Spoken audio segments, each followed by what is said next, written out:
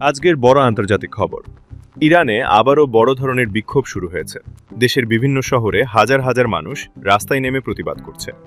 প্রতিবাদকারীরা বলছে, জীবনযাত্রার খরচ বেড়ে গেছে, কাজ নেই, খাবারের দাম বেশি, আর সাধারণ মানুষের কষ্ট দিন দিন বাড়ছে। এই পরিস্থিতিতে ইরানের সরকার খুব কড়া পদক্ষেপ নিয়েছে। দেশের প্রায় পুরো ইন্টারনেট বন্ধ করে দেওয়া হয়েছে। বিশ্বের ইন্টারনেট পর্যবেক্ষণ সংস্থা বলছে, ইরানে এখন মাত্র 1% ইন্টারনেট কাজ করছে, মানে সাধারণ মানুষ ঠিকমতো বাইরের দুনিয়ার খবর জানতে পারছে না। এই ইন্টারনেট বন্ধ এখন 100 ঘন্টারও বেশি সময় ধরে চলছে। ইরানের পররাষ্ট্রমন্ত্রী বলেছেন, সরকার যে কোনো পরিস্থিতির জন্য প্রস্তুত। তিনি জানান, খুব শিগগিরই ইন্টারনেট চালু করা হবে।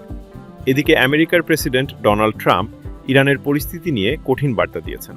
তিনি বলেছেন, যেসব দেশ ইরানের সঙ্গে ব্যবসা করবে তাদের ওপর বাড়তি শুল্ক বসানো হবে। মার্কিন সিনেটর লিন্ডসে গ্র্যাহাম বলেছেন, ইরানের সরকারকে আরও চাপ দিতে হবে এবং সাধারণ মানুষের পাশে দাঁড়াতে হবে। তিনি দাবি করেন, ইরানের মানুষ পরিবর্তন চায়। অন্যদিকে ইরানের রাজধানী তেহরানে সরকারপন্থীরা বড় সমাবেশ করেছে।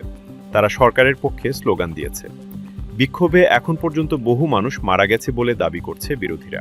সরকার বলছে, অনেক নিরাপত্তা কর্মীও নিহত হয়েছে, তবে সঠিক সংখ্যা এখনও নিশ্চিত করা যায়নি।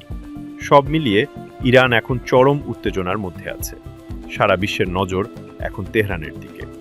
এই পরিস্থিতি কোন দিকে যাবে তা এখনো বলা যাচ্ছে না। এই ছিল আজকের হালনাগাদ আন্তর্জাতিক খবর। আপডেট পেতে আমাদের সাথেই থাকুন। ধন্যবাদ।